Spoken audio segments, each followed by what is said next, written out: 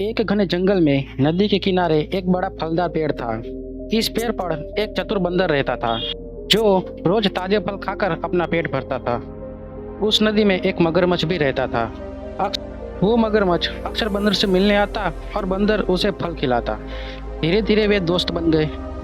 लेकिन एक दिन मगरमच्छ की पत्नी ने उससे बंदर का दिल लाने की फरमाइश की। वह कहती थी, अगर बंदर इतने रसीले फल खाता है तो उसका दिल भी बहुत स्वादिष्ट होगा। मगरमच्छ अपनी पत्नी की बात सुनकर दुविधा में पड़ गया।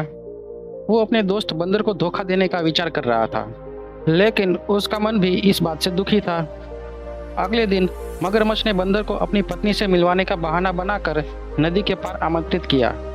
बंदर, जो स्वभाव से भोला और दयालु था, तुरंत तैयार हो गया। जैसे ही वे नदी के बीचों बीच पहुंचे, मगरमच्छ ने अपनी योजना का खुलासा किया। बंदर चौंक उठा, लेकिन उसने तुरंत अपनी बुद्धिमत्ता का इस्तेमाल किया और कहा, अरे मैं तो अपना दिल पेड़ पर ही छोड़ आया, मुझे वापस पेड़ पर ले चलो ताकि मैं अपना दिल ला सकूं। मगरमच्छ, जो थोड़ा सीधा साधा था, बंदर की बातों में आ गया और उसे वापस पेड़ पर ले गया।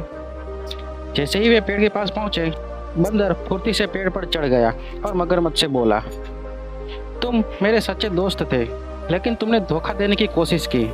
दिल तो हमेशा शरीर में ही होता है, ये तो मैंने तुझसे बचने के लिए कहा था।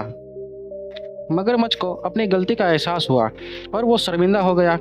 उसने बंदर से माफ़ी मांगी और वादा किया कि वह फिर कभी धोखा नहीं देगा। बंदर ने मगरमच्छ को माफ़ कर दिया, लेकिन उसने सावधानी बरतने का फैसला किया। तो दोस्तों, ये कहानी हमें सिखाती है कि धोखा देना कभी भी उचित नहीं होता और सच्ची दोस्ती का महत्व बहुमूल्य होता है।